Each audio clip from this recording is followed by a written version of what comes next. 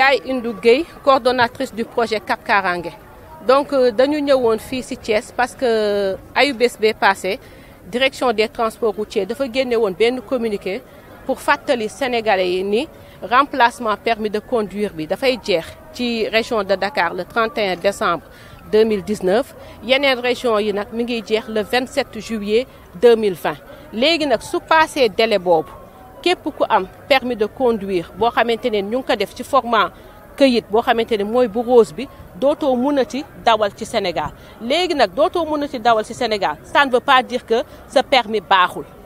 am nga permis ba tey mais pour nga mën dawal il faut que nga remplacer ko su passé délai boobu itamit waxuñu ni remplacement bi dañ koy arrêté remplacement bi dina continuer mais ku am permis bu rose mënatuloo dawal bala ngay mën a dawalaat il faut que nga remplacer sa permis bu rose léegi nag yeneen date yu am importance yu ñu mën retenir ci projet Cap Karange bi mooy le 11 novembre le 11 novembre ci la ñuy commencer ci région yi des yëpp képp koo xamante ne ni am nga oto bu bees boo xamante ne mësul am numéro ci Sénégal ci la ñuy commencer jox ko ci numéro yu bees yi ñu am Dakar moom soo xoolee commencé nañ ko depuis le 17 juin 2019 yeneen région yëpp nag le 11 novembre lañ koy commencer léegi remplacement bi nga xamante ne moom lañ tuddee remplacement plaque yi mooy oto yi nga xam ne ñu ngi doon daw ci Sénégal te am ay plaque yooyu moom le 25 novembre incha allah la ñuy commencer remplacer leen jox leen ci carte grise yu bees yi ak ci plaque yu bees yi léegi nag li am solo mooy diggante 11 novembre ba 25 novembre 2019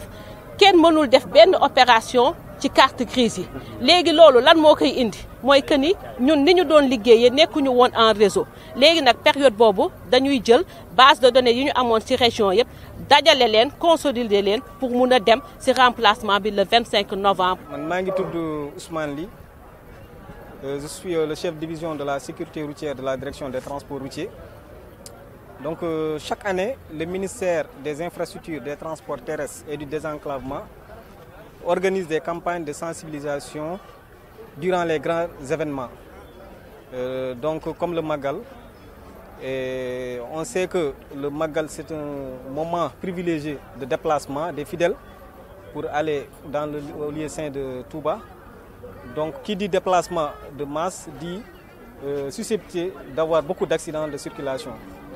Raison pour laquelle le ministère, à travers la direction des transports routiers, initie des campagnes pour sensibiliser les usagers de la route, les conducteurs, les piétons, les riverains, pour prendre des dispositions au moins pour réduire les accidents de la circulation. Cette année, comme l'année dernière, on lance la campagne ici à la gare routière de Thiès. Donc cette campagne vise à conseiller ou bien à sensibiliser les usagers pour au moins avoir les bons comportements. Parce qu'il y a certains accidents qui peuvent être évités avec de petits gestes. Donc quand vous avez un véhicule, il faut d'abord au préalable voir est-ce que tout va bien d'abord. Donc il faut regarder, il faut faire l'entretien préventif. Il ne faut pas attendre que votre véhicule tombe en panne pour voir ce qui ne va pas. Donc il faut l'entretien préventif. Éviter aussi l'excès de vitesse. Parce qu'il y a certaines années qui sont passées, notre problème était les chocs frontaux. Et alhamdoulilah, on a Ila Touba maintenant, il n'y a plus de chocs frontaux. Donc maintenant, c'est l'excès de vitesse. Et ces excès de vitesse peuvent être évités. Donc rouler ici à Touba à 90 km, ça ne vous coûte rien. Roulez doucement, allez doucement. Et vraiment, si vous êtes fatigué, se reposer. Regardez si vous avez tout le matériel en cas de panne. Respectez la limitation de vitesse. Évitez les dépassements dangereux. Évitez aussi les surcharges. Évitez les surcharges. Et regardez aussi la pneumatique.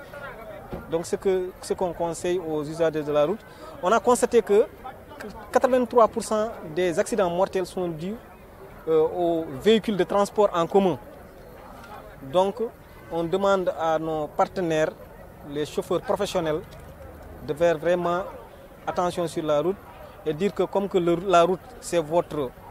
bureau, je dirais c'est votre bureau de travail, donc il faut être tolérant vis-à-vis de vos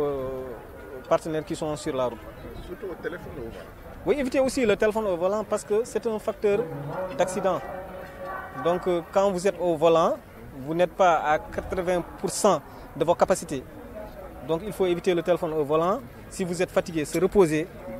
Donc c'est ce qu'on conseille aux usagers de la route. di ñaanal ñëpp màggal bu ci ayib man maa ngi tudd Ali Mbaye Thiam man maay daafu direction des transports routiers donc suñu jataay bi tey lenn rek lañ ci jublu di ñaax di gën di ñaax suñu mbokk yi nga xam du ne chauffeur professionnel parce que màggal moom bu xasee am ñëppay jël tali bi chauffeur professionnel yi particulier yi ñëppay jël tali bi donc message bii ñuy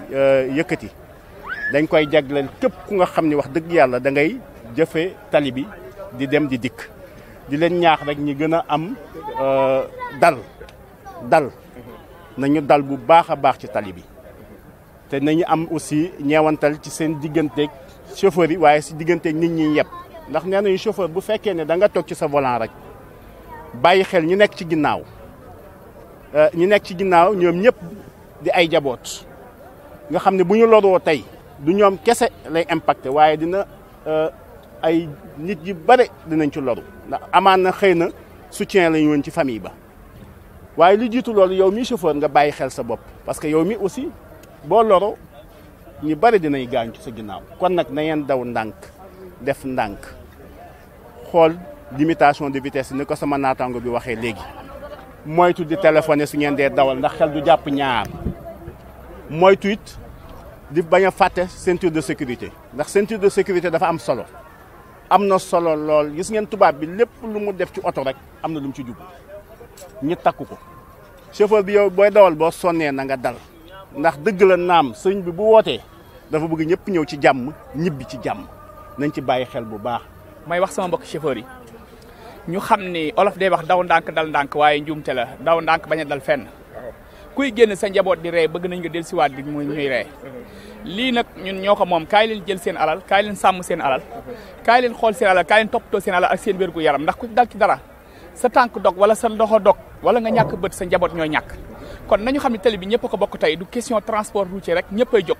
ñi mënul woon a dawal oto yi amoon paan oto yi lépp gros porteurs yi surtout ñoom it duñ leen tudd waaye ci la ñu bokk ndax bu ñu yebee bagage paan ci autoroute bi 16 mètres 14 mètres nit ñëw dal ci mën naa indi impact boo xam ne kenn du xam ne mu mel ñu bëgg daal ñu toppatoo suñu bopp mooy toppatoo suñu alal ñii li ñuy def ñun lañ ko defal ñu def ndànk jëm ci jàmm dikk ci jàmm. maa ngi tudd Moustapha Tall man maay kilifa transport routier bu région de Thiès maa ngi door a jël service fan yi passé donc dañ koy faral di def at bu nekk bu màggal amee wala gàmmoo amee ñu def ndaje mu mel nii pour woo askan bi ñaax leen ci comportement ci kaw tali bi dañ leen di sensibiliser fii mooy la ñuy def démarrage bi tey fii mais wante bu ñu bàyyeekoo fii dinañ wër dëkk bi def caravane de sensibilisation ci gox ci quartier yëpp ak ci yoon yëpp pour que xamal nit ñi ne kat màggal lañ dem bu ñuy dem màggal nag nañu jël suñu matuwaay lu ko demee ni vitesse yi ñu doon daw ñu wàññi ko lu mel ni di téléphoner au volant dañ koy tere lu mel ni ñàkk a tekk ceinture lu mel ni di dépassement yoo xam ne vraiment ay jéye lay indi ñu ngi ñaan ak san ñu daw ndànk yegg ndànk mën a dal ndànk. ginnaaw bi ngay toogee ci service bi boobaak léegi yàggagul lan mooy say mébét. samay mébét mooy defar parce que defar moom moo tax ñu indi ma fi comme nag kilifa yi dañoo am yaakaar ci man ba indi ma fi pour ma defar ci lay xëy ci lay gont d'abord defar bi mooy danaa woo képp koo xam ne yaa ngi yëngu ci transport woo déjà def naa ko sax ñu waxtaan pencoo ko di woo personnel bi ci liggéey léegi di woo acteurs yi ci liggéey ubbi naa sama bunt ñëpp ñi nga xam ne ñu ngi yëngu ci mbiru transport pour ñu liggéey ci liggéey bu set nag ci liggéey bu set moo nga xam ne kenn du ci loro parce que askan bi moo tax ñu nekk fi comme nag askan bi moo tax ñu nekk fi dañuy góorgóorlu ba lépp loo xam ne askan bi sant nañ ñu ko autorité sant te mu nekk dans le cadre réglementaire ku fa indi sa dossier bu normalé ñun danañ ko defar. affaire permis commencé nañ remplacement yi vraiment am nañ ci satisfaction parce que tey jii boo demee tey service ba fi ñu toll nii nit ñi ngi ñëw di remplacer seen permis parce que dégg nañ woote bi nga xam ne nguur gi woote nañ ci buñ ci bàyyeekoo nag fekki fan li ñuy wax nouvelle demande yow nga am sa këyit bu bees muy permis bu bees moo soo passé wala nga am sa oto bu bees mooy venant de France wala venant d'Italie fekki fan danañ commencé loolu buñ ci paree dañuy commencé li ñuy wax remplacer carte grise mooy changé indi ko léegi format papier bi day disparaître léegi dañuy indi format biométrique bi nga xam ne permis bi carte grise bi day sécuriser ñu def ci lépp loo xam ne da koy ñoŋal ba nga xam ne falsification bi dootul mën a te am. bu lii amee muy màggal dañuy faral di dem ci région yi surtout région bu mel ni Thiès nga xam ne Carrefour la. célébé yoon la ñiy dem ci màggal gi yëpp fii la ñu ñuy woo suñu mbokk chauffeur yi ñu daw ndànk xam ne kat mbir mi ci mbiri yoonu Sëñ Tuubaa lañ jëm muy mbiri l'islam te nag dañ leen di ñaax accident yi dañoo bëri ñu daw ndànk mën a yegg yóbbu jàmm ak salaam pèlerin yi ndax yoon yi xat na oto yi bëri nañ waaye lépp nag ñu def ko ci tey ak dal di xool suñ vitesse yi ñuy daw di takk ceinture de sécurité di bañee def ay dépassement dangereux. maa ngi tudd Ousmane Ly maa représenté fii ministère des infrastructures des transports terrestres et désenclavement sama directeur monsieur Cheikh Oumar Gaye moo waroon ñëw mais malheureusement dafa jàpp loolu moo tax teewu fi donc ñu ñoo ko représenté fii donc chaque année dañuy sensibiliser sur la sécurité routière et sensibilisation bi rek du ñu xaar ba événement yi ñëw ñu koy def mais événement yi su ñëwee tamit dañ koy gën a intensifier moo tax tey ren ñu ñëw nañ ko doon defee chaque année ñu ñëw fii Thiès gare routière Thiès ak nos partenaires transporteurs chauffeurs moniteurs écoles tout le monde donc pour sensibiliser les gens sur les bons comportements à adopter pour au moins diminuer les accidents de la circulation. ren yan jeexital ngeen jël pour màggal bi bañ a am benn accident. donc jeexital yi ñuy jël si màggal gi bëri na trop soo xoolee Dakar Sénégal surtout màggal Touba wala événement yi. accident yu gën a bëri li ñu gënoon sonal mooy les chocs frontaux moo xamante ne da ngay dem di doubler nit dajak beneen oto excès de vitesse plus dépassement dangereux donc day indi ay jéey yu bëri chaque année depuis daaw heureusement am nañu autoroute Ila Touba donc problème boobu réglé nañ ko amatul ay chocs frontaux donc instant yi accident yu gën a am mooy excès de vitesse et excès de vitesse je dis que mën nañ ko éviter parce que nit ki mooy dawal donc mën nga éviter excès de vitesse soo sonnee nga taxaw nga balaa ngay daw nga xool sa oto bul xaar ba sa oto tombé en panne pour nga jëm ko xool oto normalement balaa ngay yéeg da nga war a saytu yëpp nga xool ndax vraiment am nga ko ndax am nga matériel yu war yoo xamante ne soo paanee si yoon bi di nga mën a dépanner nga xool tamit est-ce que yow mii di dawal sa visite technique baax na donc je pense que geste yu ndaw yooyu soo ko defee waxuma la doo am accident de mais mën na wàññi jéey yu bëri même suy am accident peut-être ay accident matériel mineur mooy am te loolu la ñu ñaan yàlla. wax nañ ni parking automobile yi dafa màgget tamit bokk na ci andi accident yi fan ngeen di donc loolu tamit bu njëkk bi dañ doon wax ne réseau bi baaxul moo tax accident yi di bëri loolu déggatoo ko presque parce que lu ko waral mooy presque 80% du réseau routier c'est en bon et moyen état donc problème boobu peut-être ñu ngi koy régler et parc bi tamit c'est vrai suñu xoolee ñun suñu statistique plus de 83% accident yi c'est causé par les transports en commun mooy yu dem surtout transport interurbain yu dem dëkk ak dëkk moo tax am nañu projet renouveler parc bi accompagner chauffeurs yi ak transporteurs yi pour ñu renouveler parc yi interurbain yi donc problème boobu ñu ngi si donc solution boobu la ñu jël pour réduire accident yi de la circulation causée par l'interurbain donc attaqué nañu infrastructure bi attaqué nañu oto yi maintenant dañu ñëw fii pour au moins sensibiliser waxuma la sensibiliser waat parce que loolu dañ koy def tout le temps dañuy sensibiliser mais si événement yuy drainer masse yi lañ koy gën a di accentuer. màggal gi directeur wax na léegi wax ju am solo ñu ngi koy dalal jàmm ndax gan la waaye màggal gi dañuy wax sécurité la ñu waxal ni nañu bàyyi xel ni ñooy yóbbu ñëpp di leen indiwaat nañu bàyyi xel ni xaalis amul solo wër a kopp doole nañu bàyyi xel ni nit la ñuy yóbbu ñu nag nañu bàyyi xel ni dañoo war a nelaw bàyyi njaboot yaakaar ak njaboot di yóbbu ñoo xam ne dañuy jaamu ji yàlla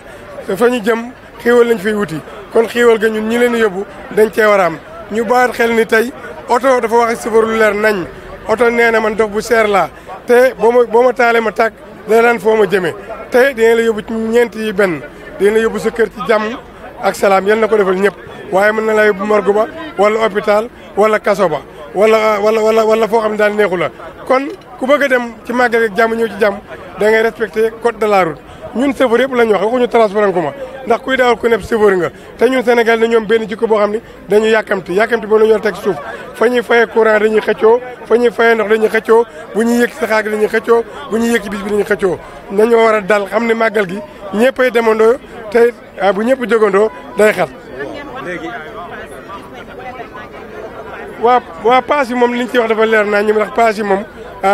Dakar dem dikk 4000 francs lay yebe te 2800 mooy paas bi te Dakar dem dikk Macky Sall moo ko moom kon moom bu yokkee paas ñeen di mat a wax ñun nag li ñuy wax chauffeur si mooy nañu dal te teey te seet loo xam ne jaar nañu laaj ko client yi waaye yokk paas moom nguur gee ko jëkk a def ginnaaw nguur gee ko jëkk a def nag ñun li ñu ñaan chauffeur daal yokk paas bi mun na ñàkk ndax tey ji booy dem Màkka boo amee 1 million mën ngaa dem Màkka waaye buñ nee dañuy aji Màkka dañuy luye ay avion ci bitim réew ñu ñëw 3 millions ngay fay wala 2 millions 800 mille te li ko waral mooy avion bi nga xam ni day witti ñëw jël si la su la wàccee fii bu ñëwaatee itam bu la delluwaat buy delluwaat day witti loolu moo tax paas bi seer kon daal dañu dal xam ni Sëriñ Tuubaa jàmm la woote ak salaam bis la boo xam ni at mu ne da ci am benn yoon te kenn mën la am loolu ci màggal te mën nañ ci am xéwal ak yokkute am ci xaalis am ci teraanga am ci ñaan loolu lay ñaan safar yëpp ñu dem ak jàmm ñëw ak jàmm presse bi ñu ngi leen sant di leen gërëm. Moi c'est Ousmane Ly, je suis le chef de division de la sécurité routière au ministère des infrastructures, des transports terrestres et des enclavements de la direction des transports routiers. Le ministère des infrastructures, des transports terrestres et des enclavements, à travers la direction des transports routiers, a l'habitude d'organiser des campagnes de sensibilisation tout le temps. Mais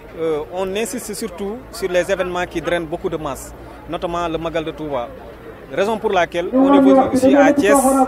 qui est vraiment un carrefour pour aller à Touba, donc pour mener le lancement de la campagne de la santé et de la sécurité routière. Et quel message vous donnez à vos... Donc le message que je vous donne, il y a de cela quelques années, on était beaucoup plus confrontés aux chocs frontaux qui causaient beaucoup d'accidents. Et Dieu merci, on a maintenant Ila Touba, il n'y a plus de chocs frontaux. Et ce qui nous pose problème actuellement, c'est l'excès de vitesse, la somnolence, la fatigue, le téléphone au volant. Et je dis que ces accidents peuvent être évités avec de petits gestes. Il ne faut pas attendre d'être en panne pour regarder votre véhicule. Il faut faire l'entretien préventif. Il faut faire l'entretien préventif et s'assurer aussi que vous avez une visite technique en bonne et due forme. Il faut aussi s'assurer que dans votre véhicule, il y a tout l'équipement nécessaire. En cas de panne, vous pouvez vraiment dépanner votre véhicule sans problème. Éviter les dépassements dangereux. Surtout les dépassements dangereux, il faut les éviter. Et quand vous tombez en panne, il y a le banc d'arrêt d'urgence qui est là. Vous se mettre à côté, réparer votre véhicule avec la signalisation, des triangles de pré-signalisation, mettre à côté pour vraiment éviter de mettre en danger votre vie et la vie d'autrui. Donc je pense que c'est un projet qui est là. On a commencé d'abord par renouveler le parc à Dakar et dans certaines capitales régionales au Sénégal. On s'attaque aussi parce que le diagnostic a été fait. On sait que plus de 83% des accidents mortels sont causés par les transports en commun. Donc il faut agir là-bas, raison pour laquelle on a acquis des bus pour le renouvellement du parc interurbain. Donc ce qui nous pose problème, c'est le comportement humain plus le parc interurbain. Le comportement humain, on est en train de mener des campagnes tout le temps de sensibilisation. Et pour le parc roulant, on est en train de renouveler le parc. Parce qu'au Sénégal aussi, on est en train de faire des efforts sur l'infrastructure. Actuellement, on est à peu près à 80% du réseau de bon et moyen état actuellement. Donc on a agi sur l'infrastructure, on agit sur le comportement humain, mais aussi sur le parc roulant pour éviter les accidents. Donc il faut vraiment que les transporteurs sachent que la route c'est leur bureau. Donc il faut beaucoup plus de tolérance sur la route parce que c'est pas loin tout bas. Donc il faut rouler doucement et prendre toutes les mesures de prévention pour arriver à tout. Est-ce qu'il y a des dispositions qui ont été prises pour un Magal zéro accident? Donc nous on veut un Magal zéro accident de blessés graves. Je ne dis pas mortel mais de blessés graves.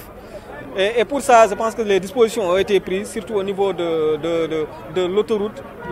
Il y a des dispositions pour que les gens se limitent à la vitesse qui est prescrite.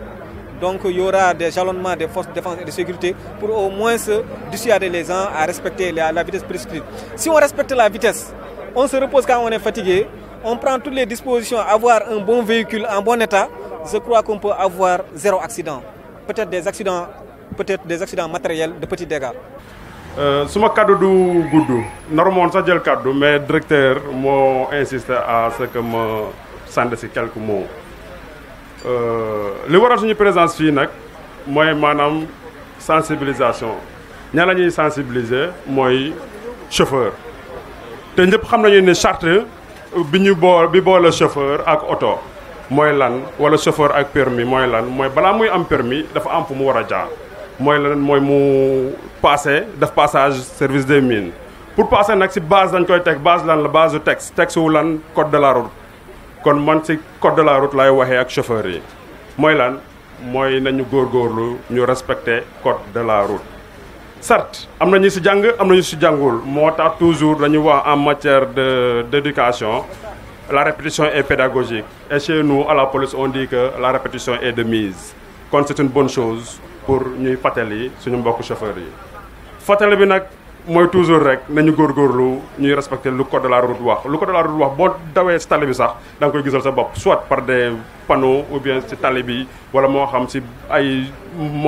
dimensions yi ñu koy wane. waaw ça dépend si nañu koy wanee rek mais toujours boo ko gisee war nga mën a xam ne lii la bëgg a wax te lu mu bëgg a wax loolu rek fexeel nga defee ko noonu kon mooy lan mooy nañu respecter code de la route base bi yëpp loolu la ba code de la route rek la nañu respecter code de la route bu ñu ku si respecter code de la route rek doo am benn problème doo am benn jafe-jafe waaw loolu daal la amoon lu moo doon sànni comme kaddu ak aussi kilifa yi sànq bu ñuy waxoon nañu waxu responsabilité bi aussi dafa am solo ci nit ki am nga permis rek ne veut pas dire que nu la neex ngay comporté woo nit ki da nga war a responsable dañuy wax naan su bukki sonkee gaynde sa doxin ba la même alkaati bi sax bu xoolee chauffeur mu responsable mu nekk taxawaay bu normal billaay walaay da koy respecté da koy jox cër mënu ci dara waaw kon nañu am responsabilité réciproque rek ku alkaati bi na responsable chauffeur mu responsable rek mu neex waaw loolu laa amoon pour cadeau yu mu doon sànni maa ngi jógalu nag lu ñuy wax rek mooy prévention je pense que ni tey lii rek mi ngi wax communication bi monsieur lii ak équipe am yor rek jarul woon ñu jël micro dañoo waroon wax ku nekk rek nga xool fii loolu rek doy na présentation juste que ni li ñuy mottali mooy ni ñu xam ren dañoo am gan bi ñu am mooy def naa depuis daaw sax mi ngi fi mooy Ila Touba bi donc Ila Touba bi mi ngi fi ñëpp xam nañu effort bi nguur gi def ba teg ko fi waaye ñun aussi nañu xam est-ce que naka lañ ci war a dawee c'est pas parce que lu ñu la war a jox jumtukaay rek nu la neex nga koy utiliser il faut nga xam naka nga ko war a utiliser parce que tamit déjà ñii di dawal guddi ñii di dawal bëccëg ñii di dawal tàngoor bokkul ak toujours ni ngay dawalee parce que toujours am na lu ñuy wax signalisation horizontale am na signalisation verticale am na tey signalisation horizontale bi ñëpp gis nañ ko mën nga am ligne continue mën nga am discontinue mën nga am dissuasion mën nga am yu bëri mais ñëpp min nañu ligne continue ak discontinue bi ligne continue fi ñu ko gis gars yi même bu ñu gisul dara suñu kanam dara ngir yàlla nañu respecté ligne continue bi ñu xam ne benn mur la boo xam ne dafa jógee ci tali bi dem ba ci kaw asamaan si ñu bañ def dépassement bépp ligne continue kenn war fa def dépassement suñu gisee ligne discontinue aussi avant ñuy def dépassement y a des précautions à prendre pour faire un dépassement temps bi dafa gàtt mënuñu ko yaatal mais xam nañu précaution yooyu yëpp na ko nit ñi jël balaa ñuy def yenn dépassement guddi gi li ñu war a daw ak li ñuy daw bëccëg du benn bëccëg tey soo mënoon daw 20 guddi gi ngir yàlla def ko 10 parce que yàlla dafa am lu mu wàcce ci guddi ak bëccëg visibilité yu benn képp ku panne triangle de présignalisation yi nekkul décor nekkul rafetal moo tax ñu bàyyi ko fi def leen seen triangle de présignalisation ñu moo gën ñuy panne ñuy jël ay caru garab ñuy jël ay pneu loolu baaxul pneu ak ay caru garab ci kaw tali kon lu mu guddi soo ko sànnee lumière bi tali rek ngay gis kon donc ni loolu am ni solo aussi tamit lenn loo xam ni xam naa transport chauffeur yi danañ ci wax mooy ngeen def yenn voyage aller retour nit ki bés bu noppalu wul kon donc li koy dal ñaanuñu koy yàlla il faut que nit ñi di noppalu waaye kut ko ci màggal nga naa indi 1 million transporteur bi xoj la wala kii moom oto bi xoj la non demee leen ak seen xel léegi nañu ñaan nguur gi aussi suñu parc yi nañu si dimbale oto yi màgget na nañu dimbale su parc yi nuñ ko changé parce que war gaynde yi sonal nañu yeneen concurrence déloyale yi sonal nañu regroupement bi sonal nañu chauffeurs yi loolu aussi nañu si dimbale comme tey prévention la lépp lu ñu mën a wax nañu xool signalisation yi muy horizontal muy vertical muy agent yi nekk ci kaw tali bi di ñuy wax ak yéen ñu bañ dawee maa tey nañu dawee ak suñu xel ak suñu xol fa lilahi walhamdu